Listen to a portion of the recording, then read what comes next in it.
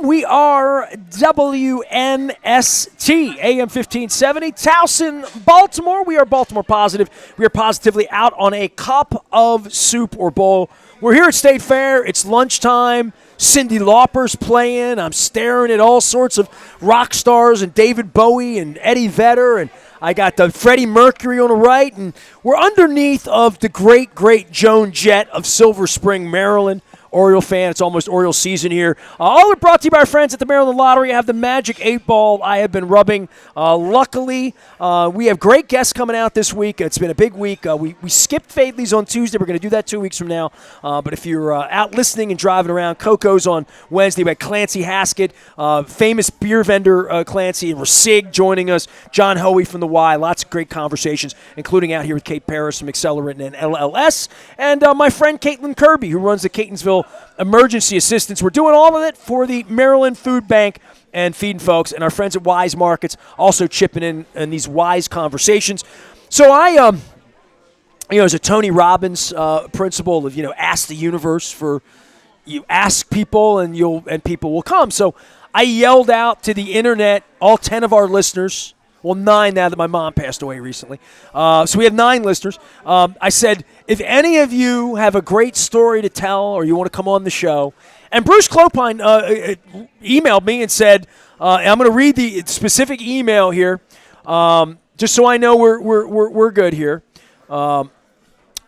This is about Patapsco State Park, but it turns out like Sarah's house and Catholic Charities. And then I shared a Bill McCarthy piece literally this morning, and Bill's no longer running Catholic Charities and wasn't around, but wrote this beautiful piece about Catholicism and Christianity and giving and kindness. Basically all of the things that went on when Trump was elected, and he wrote that nasty stuff to the woman who was trying to basically bring us all together in prayer. But Bruce Clopein is here. So are you here on behalf of being a park ranger, or are you here on behalf of Catholic Charities, or are you just here because the chicken and waffles are good? All three. I would say originally, Nestor, it was a matter of representing Friends of Patapsco Valley State Park and our adaptive initiatives, but as we mentioned, I work for Catholic Charities as well, so I'm happy to talk about the work that we're engaged in there. And last but not least, the food is good here. I'm a patron of State Fair. Got good stuff. I bet you are. Let me fix your mic here real quick. I'll just say this. You came up to me, and you didn't even, get into State Fair or the park. You came up to me with some sort of Cleveland story. You're like, I went on something with Cleveland with you. And I'm like, all right, on the air with that. So everybody knows, and because I'm in Catonsville, Moeller will attest to this, I don't green room. You know what I mean? Anything we've talked about before we come on, we're probably not going to talk about. So give me the how do you know me? Because, people love to come to me and say, remember me? I was on your trip to Cleveland. Right. But you were on my trip to Cleveland, apparently. Right. 8 degrees of Nestor represented here. I'm a local Baltimore boy, so, of course, I grew up as a Colts fan, and sadly I'm old enough to remember when they left. And conversely, it was a joyous time when we finally got football back in Baltimore. And as you well know, shortly after the Ravens came into existence, one of their most notable road games was at the Cleveland Browns. First time they'd be back against their old self. Did we beat the snot out of them, 38-9 or something? Billick was talking smack the whole way, right? I'm right? Yeah, kicked the shit out of them. Yeah, 99. Probably, right? 99, and it was a Did we go to? We went to the Hall of Fame? Yes. Yeah, okay. Went to the Football Hall of Fame. It was a bus trip sponsored by you back in the day. And one of the memories there is getting off the bus. I remember was we were certainly advertised as Ravens fans. They hated us, man. They hated us. They were throwing shit at us. Woo! 41-9. 41-9. Oh, that sounds about right. Yep. And later on, a bunch of us, we actually were able to break bread and tailgated, or post-tailgated. Tony Banks and Ty Detmer, Eric Rett ran for 100. I got to call him. 117 yards and 2 touchdowns in that game there. Yeah. Ravens with 315 yards of total offense and a time of possession of 34 minutes. Attended 72,898. How about that? Hundreds of which were Ravens fans, definitely. I'm trying to go through the box score here. Tony Banks, 14 of 25 for 129 yards.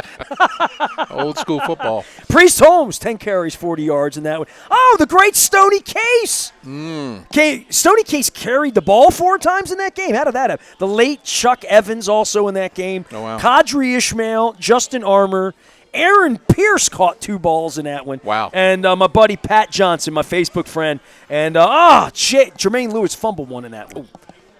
We won 41-9. Ray Lewis made 11 tackles in that game. That's all. That sounds about like Ray. Kim Herring, Deron Jenkins, Dwayne Starks, Rob Burnett, Hall of Famer Rod Woodson, the late, great Tony Saragusa, Corey Harris, Keith Washington, who I saw at the Pro Football Hall of Fame. Oh. I was walking through the Hall of Fame when Ray went in, 7-8 years ago, and I'm just standing in the middle of the Hall of Fame, and there's Keith Washington.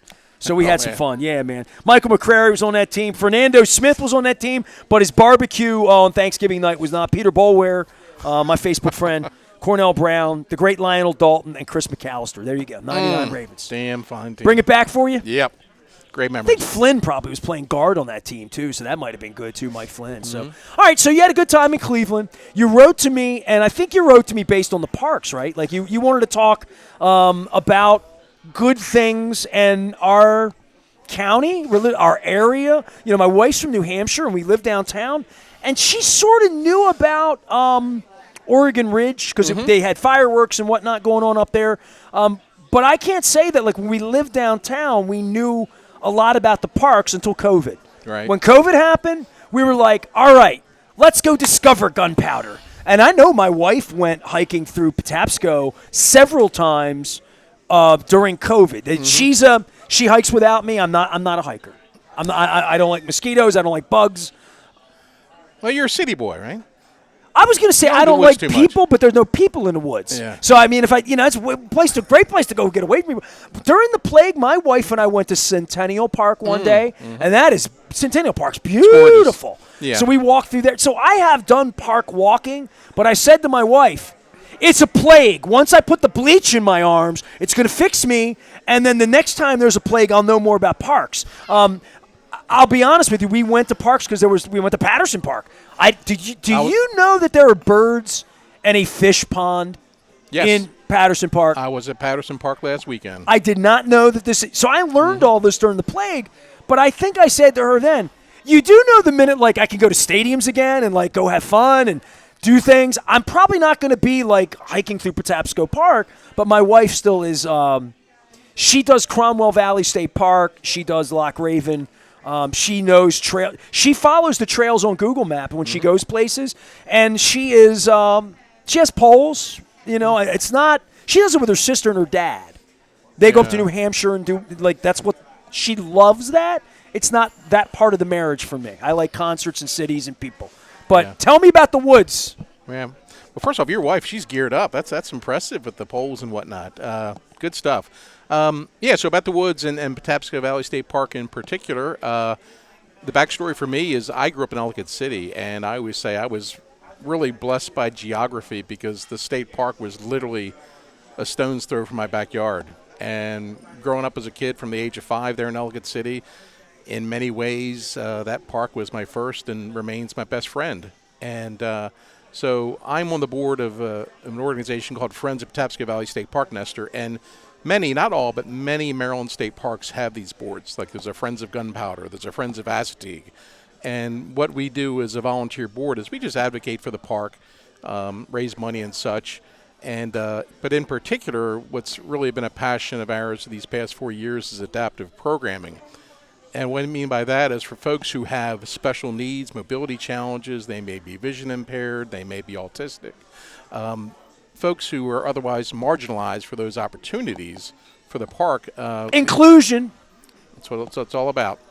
It's all about for us ensuring that the park is a treasure for everybody. If I say the things I'm capable of saying this week, I just almost spit out something that was just raw, but nonetheless. Anyway, I just know so many people in my life that I've encountered that are the most beautiful people who already deal with incredible difficulties. So we're talking about inclusion.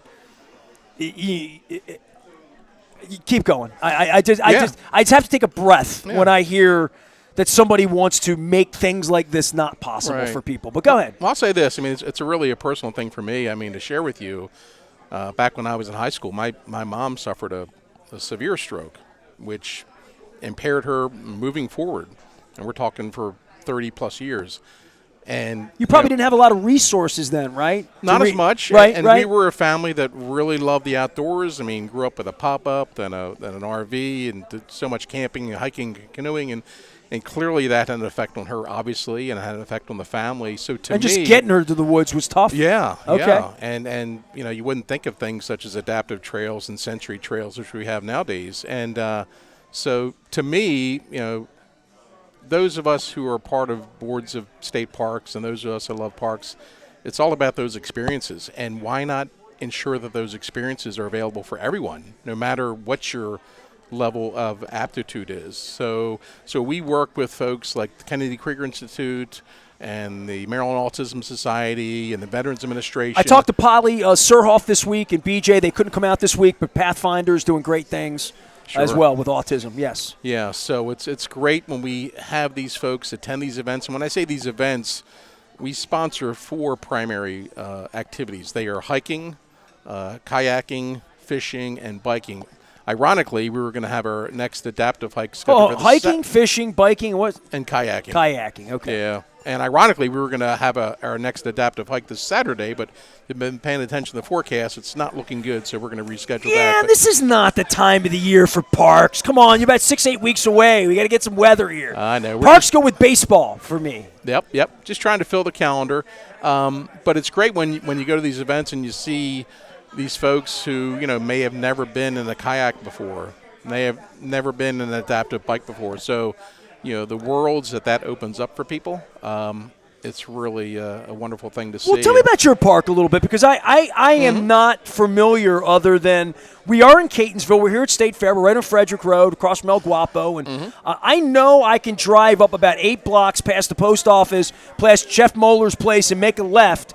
And I've seen the sign, the entrance, because park signs are very noticeable and they're wooden, and they. But I don't know what's behind that sign or where to park. I've also been obviously Ellicott City, and Evan here had his floods over at Portales and years ago, and the 2 big floods over there. But every time I'm over there, you can feel.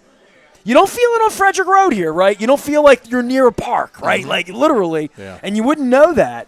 I think you know it when you're on the top side of the Beltway and you look over where my radio tower is and you see that there's Loch Raven there, you see Cromwell, you can see these parks. This one is a little bit more, unless you're on 40, you drive up the hill and through the forest. Anybody that's driven on 40 out Baltimore National Pike, you wind up in a forest and you're like, oh, so I think, but that thing goes all the way down and around Howard, the whole deal, right? It's a huge park, right? Yeah, Patapsco is a very unique park in that it's very long and very narrow, 16,000 acres in all. It's the oldest state park in Maryland. And I knew you'd have the deets. I knew you would have the math on this for me. I don't know what the hell that 16,000. But I do. It's a big park. It's a large piece of open space, and what I love about the park, it's so multi-user. I mean, it has opportunities there for kayaking, for camping, for mountain biking, for disc golf. See, I've never thought to myself, I'm just going to go pitch a tent in Patapsco Park and just hang out. Oh, man, you just drive right down here on Frederick Avenue and Frederick Road a little bit and that Hilton area. I got heat at my house and a refrigerator and cold beer. Nestor. I would get the internet out there, though. That's the thing about the woods now, though, right? So, full story. By the way, Bruce Clopein is here. He is going to give us some Catholic Charities stuff, too, and as a longtime listener. Thank you for reaching and coming out and meeting me and saying hello and being nice and all that. My wife is a hiker, and back on her birthday, it was the day after her birthday, it was June 1st. So, but it was her birthday weekend, and, this is not uncommon. I am, I don't know if you could tell on the internet, but I'm kind of a serial entrepreneur. I mean, I work. I'm a worker. I don't really have any hobbies. I don't go to movies. I don't like movies. I don't watch TV. I don't play pickleball. Go to concerts. But I'm a hot yoga guy because of my back, and it keeps me healthy. It keeps me young and sexy. Keeps me feeling good. Makes me feel like I'm going to live longer. But I like my work. I mean, I do a lot of work. So Saturdays are a work day for me. I get caught up. This week I'm going to have 40 different charity and community pieces that folks are going to want to see out of Baltimore Positive, so I work on that. So she came. It was June 1st, beautiful day. And she's like, I'm going to go for a walk. I'm going to go up to the park. She walked out the door, walked up, walked in, walked to the park. She's gone 20 minutes, 9 o'clock in the morning. And she called, my phone rang. And I was like editing something. I looked down, my phone's ringing. I know she's in the woods. I'm like, oh no. Answer the phone, crying, screaming, fell. Oh. turned her ankle in the woods, trying to figure out where she is. She GPS'd, obviously could GPS herself. She screenshot where she was. Wasn't far from where I was at that point. I jumped in the car. I got her in 4 minutes. She was at the edge of the park, and she made it up to a ravine, and I got her into the car, and I got her to urgent care, and within 30 minutes, she'd been x-rayed.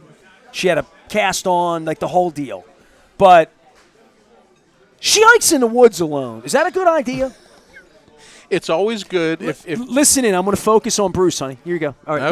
Go ahead. All right. No, I'm half kidding because like you think it can't happen, but the technology, and I all love to my wife, the technology of having this changes hiking, I would think, from 20 years ago. Like, I went up to Yakagani. I've gone down the river up there, and I've spent nights in tents with Marines and Boy Scouts and other things like that. My uncle had a pop-up, so I was in the woods as a younger person. But I would think technology is one piece of this. When my wife goes out, she knows where every trail is. She knows markers, and she goes to other parks beyond Loch Raven where we live near. But she goes to other parks all over the country, literally. And the technology part, the fact that she can look up your park online, know everything that's going on, we're in a different place that if you love the outdoors, and it's free, right? I mean, like the other part is once you buy the thing, you're getting entertained, and it's not like sitting at a ball game with a beer. It's a healthy, wonderful thing, but the technology's aided that, I think. Yeah, no doubt. I mean, it's good and bad, but to your point, the technology, it's harder to get lost, if you will, now. But you were asking about best practices in terms of hiking or whatever. Ideally, it's best to go with someone else, just in case trouble runs amok. But well, she's thinking differently now. She's seen coyotes out there. Oh yeah, but short of that, it's always good to let someone know where you're going and when you're going to be back and so forth. But yeah, coyotes definitely more of a common sighting now. So yeah. You seen coyotes in Patapsco? I have not. But they're there. But they're certainly there. Yeah. Yeah. I wouldn't have believed until I saw one myself, and I'm like, what's that wolf doing? Oh my God. I didn't think we had coyotes here. I mean, I've seen like videos of little bears in like Towson and stuff, and I'm like, what? Yeah. You got bears in that park? Oh, I don't want to spread too many. No, I don't think we have not bears lions and tigers. I know that much. No. But bears, I'm worried about. No, not at Patapsco. Well, you're looking at me like I'm afraid of the woods. And are you? Well, am I? You tell me. I just gave you coyotes and bears. So that's part of the issue of like, hey, honey, you go out, call me if you see a bear. When she called me, I didn't know what clearly I found out quickly she was hurt, but I'm thinking, why are you calling me? You could send me a picture if it was something cool. But my wife has become very birdy, and I never would have told you the amount of birds that we have in this state. I mean, just this morning, in the snow, I shot 4 bluebirds. I didn't shoot them for you creeps out there that kill things. But I had like bluebirds right on our feeder this morning. About that? Yeah, 4 bluebirds They're right beautiful. there. They're beautiful. That's another part of the woods that would make me more woodsy. Like Geddy Lee, who's my idol, as you know. Geddy Lee's become a birder. He says he takes his grandkids out for birding. Birds are cool, man, and I never knew this. This is the second time I've talked birds this week because I'm a Dundalk owl, and I have my Dundalk people on. I spent my whole life. I'm in the Hall of Fame. I'm a Hall of Fame owl. When they put me in the Hall of Fame 7-8 years ago, I wouldn't have known anything about owls. Like I didn't know how cool they are. Yeah, they're very cool. That they fly without sound, right? They're really nasty. Like they eat, they go after stuff. I didn't know any of this until I saw an owl for the first time in my life, and I heard hoo hoo. So my wife, this is technology for you, okay? Because I'm not like going out. I'm not going out in the woods. I'm not Grizzly Adams. It's not my thing. But I want to give you your space because my wife is not Grizzly Adams, but she's a little granola. Sounds like she is, no question. This is the thing about her with the birds and stuff. She uses these apps, and she has the app. When you hear a bird, you hit the button, and you know whether it's a finch or an owl or I guess it doesn't have coyotes, but every bird with the sounds they make out, so little juncos and different stuff like that. The technology of being in the woods is there. I mean, for a guy like me that never did it as a kid, I'm a tenderfoot. You know this, right? There are things that make it appealing to me. That if when I do go hiking with my wife once a year to make sure she didn't break her ankle, seeing the birds, seeing things.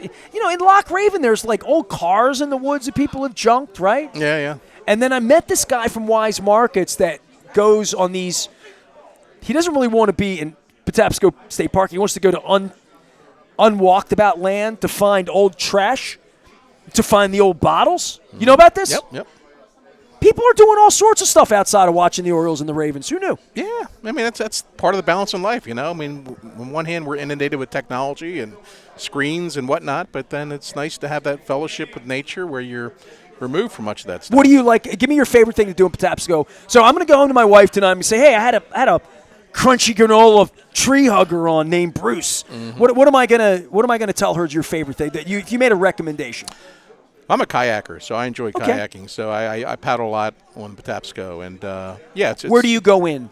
My favorite section is to put in below Daniels Dam, which is in Ellicott City, and take that down through Ellicott City proper, and take out just below the Ellicott City Bridge there.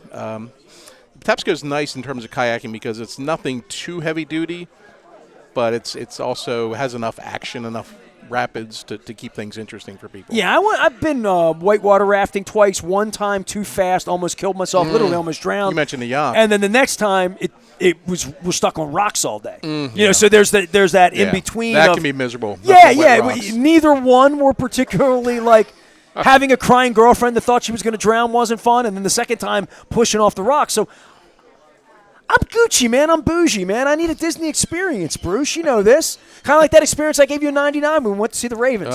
26 years ago. How about that? Eric Rett. We're both still here. Bruce Clopein is here. He represents two organizations. First, the Patapsco State Park and Friends of Patapsco State Park, as well as Catholic Charities. Let's talk about this because Maryland Food Bank, I've got awareness in food and groceries and stuff going on all around here. And Catholic Charities has been doing things forever. I saw people jump on my thread today, and I was raised Catholic, and Our Lady Fatima, altar boy with Johnny Rollo, as we told the story here last year, and just a whole deal. I was not privy to all the bad things that the Archdiocese and the Church have done here that you can Google and find out about, or watch the movies, read the books, all that kind of stuff. And that's a heck of a thing to come back from, but I also go back to people like Bill McCarthy, who wrote this morning something that I shared. And I want you to talk about Catholic Charities because you're involved. Sure. So thank you for that opportunity. And, so I work for Catholic Charities. I work at a shelter for families who are experiencing homelessness. And to me, one of the things I really love about Catholic Charities, I've been working there for 25 years now, is that every social justice issue that's out there has been addressed by Catholic Charities in some form or fashion, whether it's homelessness, whether it's poverty, whether it's Head Start, senior housing, you name it, they have their hands in it. And it's the largest private provider of social services within the state, over 80 programs, including the one I'm at. And to me, I think it's I think for all of us have an opportunity to give back, to do what we can. And that's the great thing about my job, because I am working every day with volunteers, with donors, and to me it's a great counterbalance, if you will, to the nightly news, because every day I'm receiving inquiries from folks, and they don't want something, they want to give something, their time, their talent, their treasure. And so it's a really cool thing to bear witness to, because again, you read the papers enough and you'll just be beaten down by all those negative stories out there. But I'm here to tell you, I'm Baltimore positive. That's what I'm doing. Amen. Yeah. I mean, I can get down on Justin Tucker or hold the Ravens or Orioles accountable, but the rest of the time I'm trying to figure out how we make this thing work. Mm-hmm. How do we make Baltimore better? How do we make the place work? Yeah. And I have been so heartened. I mean, even in this week, I should be sitting in New Orleans right now, right? I should be having beignets Instead, I'm here with you, and telling these stories has been more beneficial for me the last couple of years to say, people beating on the city, I don't go downtown, we don't go there anymore, this is bad, that's bad. I think it's very, very easy to sit and be that person, especially if you admire this criminal, this felon running the country right now. And sitting back and just complaining about problems instead of picking up your phone, your time, your talent, your treasure. I love that. I'm going to be stolen. Credited to Bruce forever from that one. That people are doing things. Lots of people are doing great things every single day to help less fortunate people. And it's a way of life for so many of you. You know what I mean? Like, and I think I saw this with my wife when she was battling, which really inspired all this with Bill Cole. And I talk about it all the time. But when my wife was battling for her life down at the hospital, and doctors and nurses and organizations like the LLS for 100 years were trying to find ways to save people's lives, I looked at these doctors and nurses coming every day and think, I don't want to fight about sports with people every day or fight about Peter Angelos or whatever. There are people here doing things every day that I'm not aware of, and unless your wife has cancer and you go down there and you watch it all happen for a couple of years. And then I think if anybody donated ever an hour of their time to serve food to someone less fortunate, seeing the look in their eyes, and I've done this on dozens of occasions. You think about Thanksgiving and Thanksgiving meals and serving that sort of thing. There's an emphasis on that on Thanksgiving Day, or there's an emphasis on Giving Tuesday or Giving Day, or this is 365 in your line of work. I mean, these are people every single day that need help.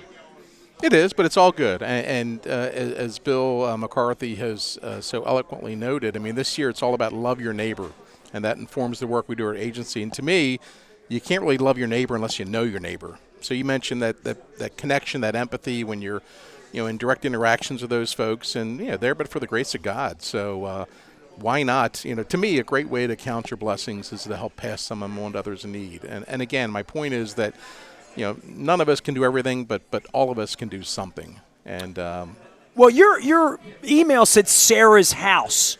So that's why I want to hear about Sarah's house, because it said that here. Sure. Volunteer Resource Manager, Sarah's house, Fort Meade. Yes? So that's where our shelter is located. It's a really neat backstory, too, because we've been around as a shelter since 1987, but the buildings in which we're in, most of them are old Army barracks from World War II. And you can look it up, Nestor. It's called the McKinney-Vento Act, a federal statute back in the 80s, which said if there's vacant or unused military property and there's deemed a need for services for those experiencing homelessness, that those buildings can be repurposed to meet that need. And so they look like barracks, probably. Yeah, they right? are. Yeah, okay. And believe me, there are days when they feel like barracks, whether it's a heating or air conditioning. But the point is, they're put to good use again. We used to be one of 8 shelters in the country that was located on Army property. There was one in Fort Belvoir. There was one in Philly. But as years gone by, we're the only one that's left. We're the last Mohicans. What? Literally. Really? But, yeah. In the country? In the country that's on Army property. I mean, that's kind of an incredible thing when you consider that. It's the most hallowed property we have, military property. I thought there would be more civilian shelter. Mm-hmm. Yeah, and also what's so important about that, Nestor, is that, as you might imagine, our folks come to us for a number of reasons, including issues of domestic violence and abuse. So being on military property, which is by nature safe and secure, the MPs and military police right down the street, it's good for our folks to know that they've got that extra level of security, which, again, many of us take for granted. Well, and I think also when you're talking about people that have had problems with security, right? Mm-hmm. I mean, people that are by their insecure or even food insecure. Like we use that as a term here many times this week. And getting people back on their feet.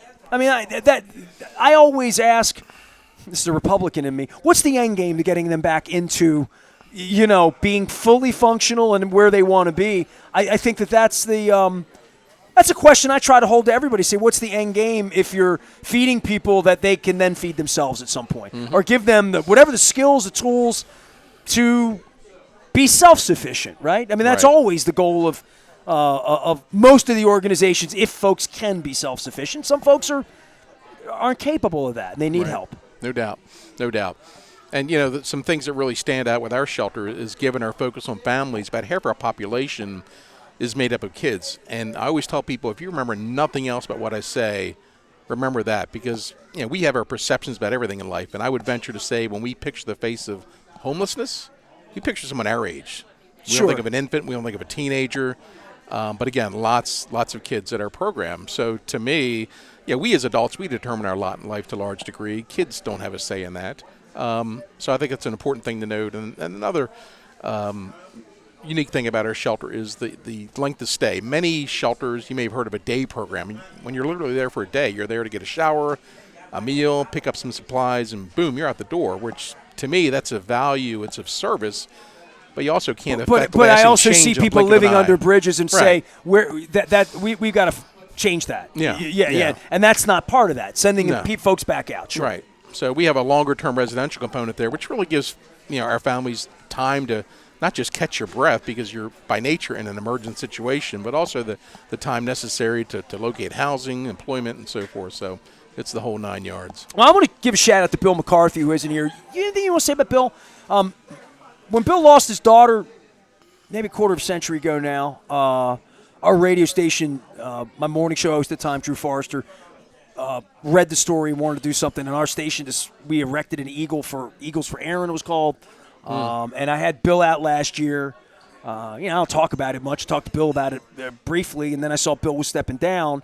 And for whatever reason, literally this morning, and I didn't even associate you. You're written in my book as Patapsco State Park guy. You're not written in my book as Catholic Charities. Does that make you feel good or bad? I don't know which way it is. But Bill McCarthy wrote a piece earlier this week, a reflection he shared with the Catholic Charities colleagues and board members, and who is my neighbor. And it is long. It's 5, 6, 8 paragraphs here that I could read out. I would implore everyone to go to my social media. You can find it there. And even quotes Luke in Scripture, go and do likewise.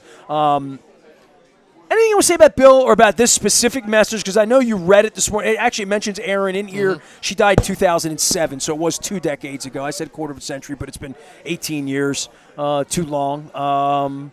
Some thoughts? Sure. I mean, in short, Bill's been a wonderful leader of our agency for all these years. And how long you known him?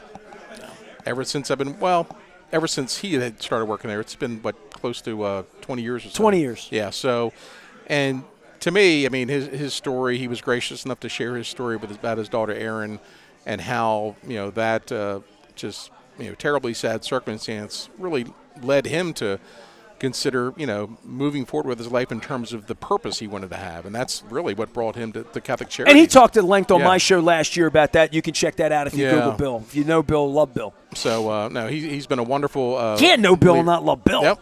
Right? Amen. Right? That's a fact. Yeah. That's just the way it is, right? Mm-hmm. Well, I'd say enough. Bill, come back. See me soon. Let's talk about all this stuff. Let's talk about changing the world, continue to change the world. We're at State Fair. We got Bruce Clopein here. He's trying to change the world with our friends at Patapsco State Park. Also, his work was Sarah's House, correct? Am I saying that right? Uh-huh. And, of course, Catholic Family Charities. And you can find all that stuff out on our website and more. The Magic 8 Ball is here for the Maryland Lottery. I'm giving these away to folks here at State Fair. I got to get up and stretch out. Got a lot of people here. Kirby's over here working, getting people chicken and waffles. I'm going to have the salmon to go. Take that home tonight for dinner. Nice. You come get a crab cake. Beaumont, El Guapo, The Basement. Great folks over here. Evan and Keith have been a real boon to the Catonsville community. And also, this building right here that used to be the wallpaper place is going to be the fishmonger's daughter.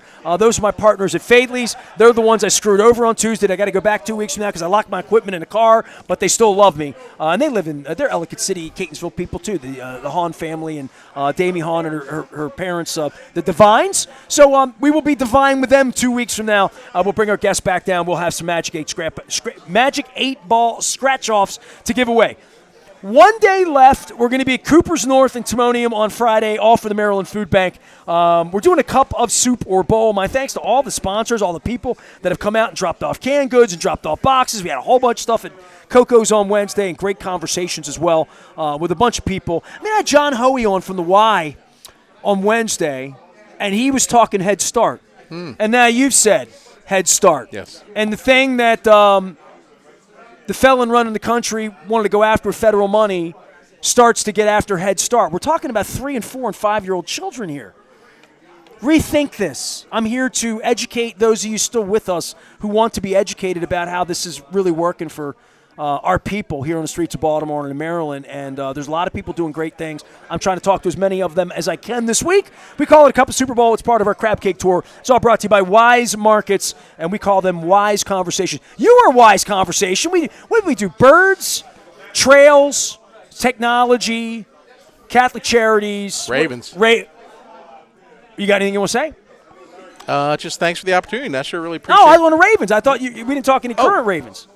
Current Ravens? I was giving you the football thing.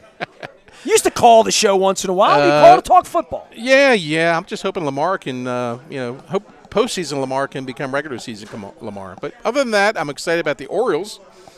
Won't be long till March 27th, opening day. You been to any other road trips since '99? You've been to other stadiums? Well, that one was the best. It was. It's just because it was mine. I've been to a Panthers game. I went to. Was that the one where we took over? It was 20,000 of us and none of them? Yeah, that was it. Yeah. But let me share you one of my favorite road trips, which wasn't much of a road trip, and that was down in D.C. against the former Redskins years ago. What was so memorable about that, Nestor, is that, of course, the Ravens won the game. That was an Ed Reed pick. That was pick the six. Sunday night game? Halloween I think it was 05, 06. That sounds about right. But we came back to our tailgate area, and there was a limo that pulled up, and out comes Tony Saragusa, and he had a Miller Lite with us. So that was a memorable. I have a picture of him in the parking lot drinking beer with me after the '97 game, when he and we were all standing on top of my van. Were you in that picture? Were you drinking a beer with Tony Saragusa with 1,000 people or 3 people? It was quite a few people. So I think I have a picture of that. Yeah. Are you in this picture? Hold on a second here. That was the '97 game. Yeah, I can't recall what year it was, but it was an Ed Reed pick six, I believe. No. That Ed Reed wasn't on that team then. Oh, okay. So Saragusa and Ed Reed never played at the same time together. Oh, they didn't? No. Well, they did. Reed was drafted. Maybe 1 year, maybe the 02 year they played together. Mm-hmm. But look, man, I'm old like you. I start mixing these stories up. I mean, how many road trips I just had to Pittsburgh alone? Too many. That I can't remember them all. But I found this picture of Goose when he died, and I put it up. I got to find the main one, but Goose came to me in the locker room in D.C. The stadium was brand new down there. That was a game where Ray Lewis had a pick late in the game that sealed it. And I do remember that. But Goose said to me in the locker room, "I want to come out and drink with all your people." Is this the picture right there? Is that you see Goose in the middle there? Is that the picture you're talking? It was a rainy game. I mean, it was a. See, this is the picture I'm talking about right there. There's Goose. Goose sort of looks like Jack Nicholson in The Shining in this one because he's right in the middle, right? And there we were burning the hat. You see us burning the Redskin hat. There's my press box back when I used to be a media member, 1997. There's my ticket stub, and there's Goose. So anyway. How about that? You sure you're not in that picture? There's Jimmy DePino's in that picture. There's Tom Maher in that picture. There's Steve in that picture from Section 513. There's Mike McGinnity in that picture. Me. I'm trying to see who else I recognize. This picture's 28 years old. Yeah. All these other guys are alive. Goose is the only guy in here that I know that's deceased. Yeah. You sure you're not in it? All right. Maybe. I had brown hair back then, too. So all right. Thanks, Bruce. Appreciate you, man. Yeah. Still salt and pepper now. That's all that wisdom growing in is what that is. Lots of salt. I shaved my wisdom out today a little bit. Try to get that going. I'm not coloring it no matter what Marvin Lewis says. Clearly, Marvin sees me all the time and says, "You coloring your hair?" No, not yet. I'll let you know when I do.